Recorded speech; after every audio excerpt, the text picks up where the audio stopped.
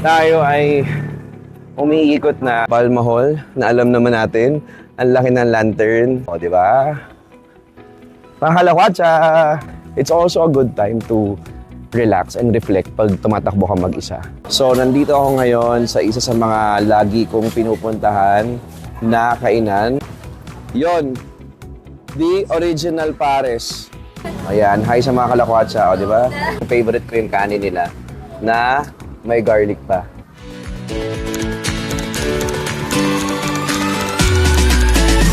So ayan mga kalakwatsa, totoo na to. Tayo ay umiikot na, pero warm up pa lang to mga kalakwatsa. Dito sa UP,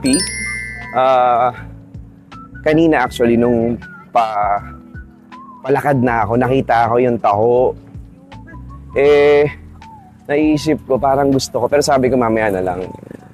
Nag-crave ako kasi yung taho, mga kalakwatsa, hindi ko siya naaabutan dito pag tumatakbo ko dati. Kasi pag tumatakbo ko mga kalakwatsa, hindi siya maaga. Late na ako tumatakbo, 8:30, alas 9.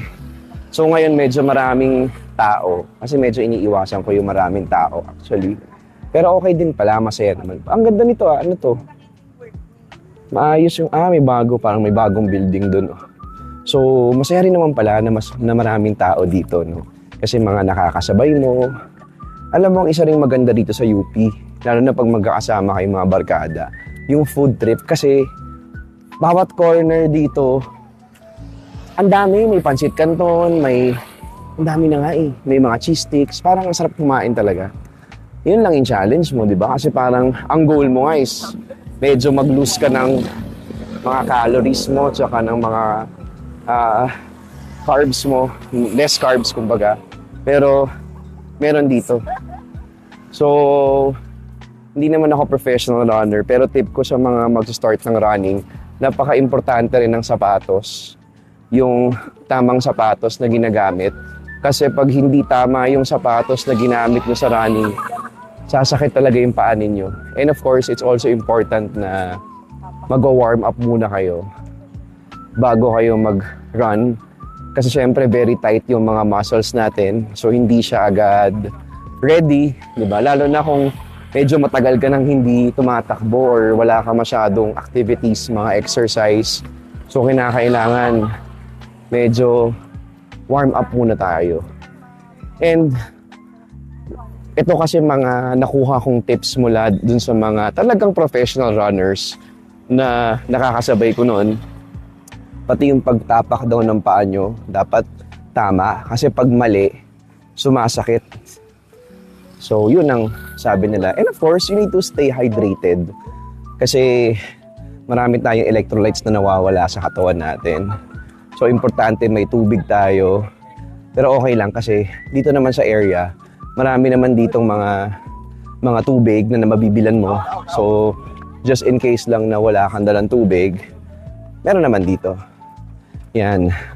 So, kagaya nito. Diba kung ito yung nakikita mo, hindi ka ba magugutom? Ayan, oh. Mga kalakwatsa, oh. Diba? Meron tayong ano. Ang hirap. Ang hirap. Pero, yun nga ang sinasabi nating discipline. Discipline? Samantalang ako, gusto ko nang kumain, ano? So, konting diretso pa tayo. Itong area na to, sa first stop, dami ditong mga mabibilan. Dami kang choices dito. Dati kasi, hindi pa ganun kadami, honestly. Sobrang konti pa. Pero ngayon, tingnan nyo, mga kalakwatsa, oh. Wow! Diba? So, it's also a good bonding moment sa inyong mga magbabarkada kapag nandito kayo sa area. Ayan, oh. Oh, look at it. Diba? Ang dami. Diba? Parang pumipiesta dito. So, nakakatuwa. So, yung mga kotse naman nasa gilid, so walang problema. Alam naman nila yung diskarte dyan. And of course, kahit tumakbo ka dito ng gabi mga kalakwatsa, very safe kasi meron tayong mga, diba? Mga kalakwatsa. Ayan, so very safe po sila. Safe din tayo, syempre. Wow, Pasko pa sa may mga lanterns pa. So yan. Tapos dito sa kabilang side, sa umpisa, from the oblation, pwede kayo mag-park. Pero entrance, alam ko, banda dun sa kabila na. Usually dito ako nagpa-park kapag tatakbo ko. Pero ngayon, medyo trinay kong magbida. Kaya nag-park ako ng medyo mas malayo. Pero okay lang din naman. Lalo na pag may kasama. It's also a good time to relax and reflect pag tumatakbo ka mag-isa. So as you can see, marami pang mga... Di pa tapos ang Christmas season dito sa... kasi meron pa ring mga lanterns. So, yan. Marami namang parking dito, very spacious. Yan So, hindi rin siya mahirap mag-park. Sobrang dami, mga kalakwatsa. So, ang dali-daling mag-park dito. So, very convenient kung tatakbo ka sa UP. At ngayon ko lang nakita to na parang may mga harang na sila. So, okay ito Kasi nga siguro, yung safety rin, kaya may parang sa, yung perimeter area nung, So, maayos naman siya. So ngayon, takbo-takbo lang. Actually, kung makakalakwasan, hindi ako tumatakbo, lumalakad lang ako. Di ba? Hindi ako tumatakbo. Pero mamaya, itatry natin tumakbo kung kaya. Pero, parang, sa pagod namin for today's video, parang hindi namin kaya, di ba? Ayan, so nakakatuwa talaga dito. Tignan nyo, very eco-friendly kasi may mga, so nagre-recycle. So once you're done with your bottle of your water or whatever, pwede mong ilagay doon, itapon. So, nakakatuwa naman, di ba? Of course, ang Palma Hall, na alam naman natin, ang laki ng lantern, nakakatuwa, di ba? So, yan. Ito na naman, after ng ilang lakad, meron na namang mga kainan. My goodness. Paano bang dito? Paano bang ating, kumbaga, laban? Diba? Yan. So, yan. Marami pang runners sa likod. Yan. And sa harapan natin, marami rin tumatakbo. Marami rin nag-walk, actually. Diba? Masarap din talaga magpapawis. Tsaka minsan kasi pag nagpapapawis tayo, nag-gym or exercise or mga ganito, parang nakakalinis ng katawan. Diba? Expert. Siyempre medyo nagbabasa tayo mga kalakwatsa kung ano ba yung mga health benefits ng mga pinaggagawa natin. Kaya, okay lang naman. So, hindi na ako nakapag-warm up Lumakad na ako diretso. And siguro, ang maganda lang, kasi lagi, as a traveler, mahilig din talaga ako maglakad. So, napapractice ako. Siguro napractice ako, kaya parang natutuwa naman ako maglakad. No? Siyempre, pag nagsa-travel ka, di ba? Kailangan mo talagang maglakad. Hindi ka pwedeng mag-taxi-taxi. Kasi hindi mo naman may experience. Masarap din minsan, nawawala ka, naghahanap ka, nag-iikot ka. Maganda rin yun. And speaking of mga food, parang mga food areas nila dito, ayan mga kalakwatsa. Meron na naman tayo dito. Diba? So, ayan, parang ang sarap ng balut. Tsaka nung kwek-kwek. May taho din dito. May taho rin tayo dito mga kalakwatsa. Hello po. May ice cream. Diba? Hindi naman ako na-inform. Buffet pala dito. Pero, pipili lang tayo ng konti. Nakakatawa nga tayo pag tumatakbo tayo, diba? After natin tumakbo, ang ginagawa natin, kumakain tayo ng masarap. So parang yung tinakbo natin, parang wala din.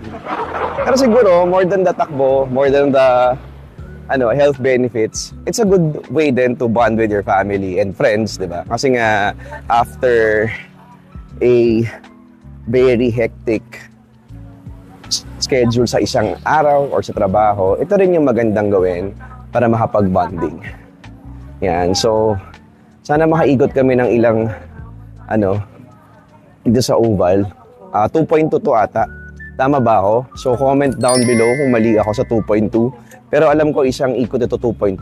Noon dati, tumatakbo ko, kaya kong dire-diretso Siguro mga nakaka 4 or 5 ako na ikot talaga dire-diretso sa pag-run. So, that's about ilan?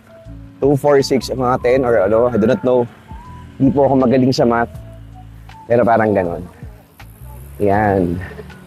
So, lakad muna tayo mga kalakwatsa ng konti. And let's see kung ano pang pwede natin ma-explore dito sa loob ng UP dahil nag-run tayo. Okay? So, balikan ko kayo mga kalakwatsa ha. Run muna tayo and walk. Walk lang pala. Nag-walk lang ako. Diba? Ang ganda oh.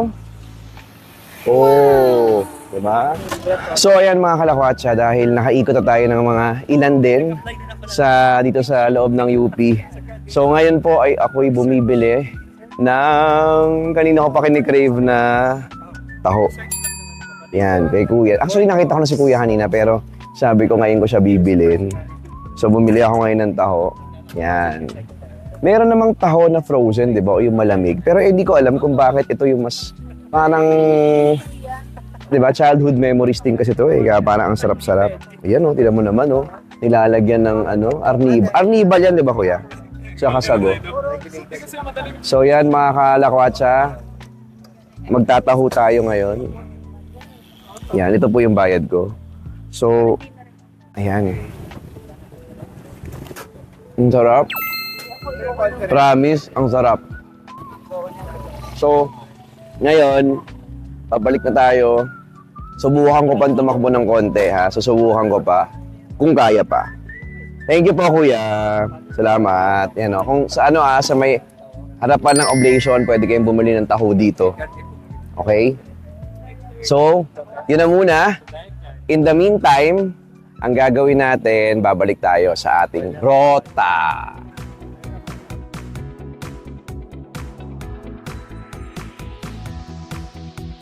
Ayan, so mga kalakwatsa, andito na ako ngayon sa, ang bilis diba? Biglang iba na yung lugar ko, no? So syempre, dahil tayo ay nag-running at medyo nagkonting lakad-lakad, kailangan kong kumain. Tsaka dinner time naman.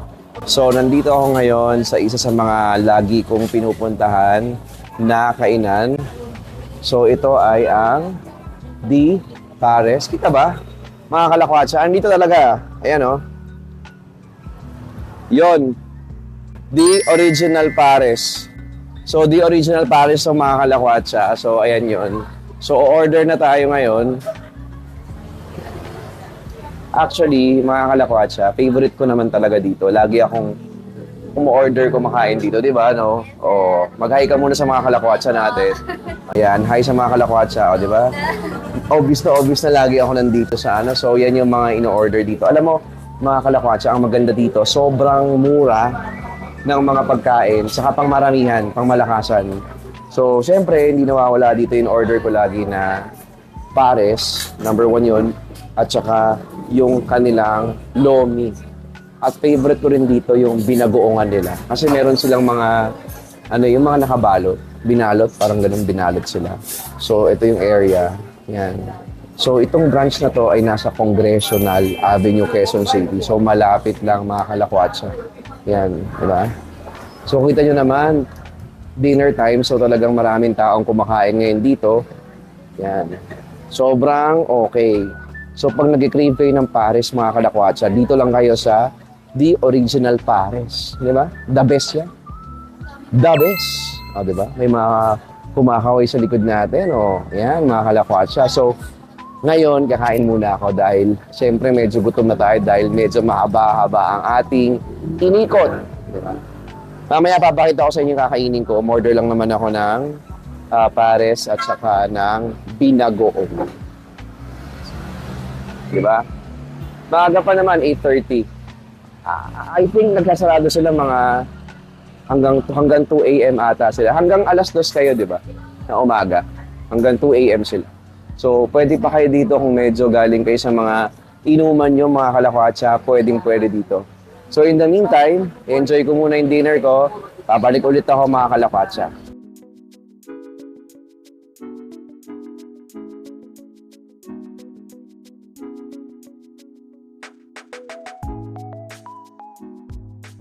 Ayan, so mga kalakwatsa, dito na yung pagkain ko. Ayan. So meron akong lomi dito, tapos meron din ako ditong beef pares. And of course, yung favorite ko yung kanin nila na may garlic pa. Lahat na naman favorite ko. Ganun talaga. So kakain na muna ako ngayon and let's see mamaya kung meron pa tayong pwedeng gawin or whatsoever. So in the meantime, enjoyin ko muna yung aking pares, lomi at binagoongan. After running after ko nalaglakad sa umikot sa UP. Okay, so babalik ako kayo makalakad siya.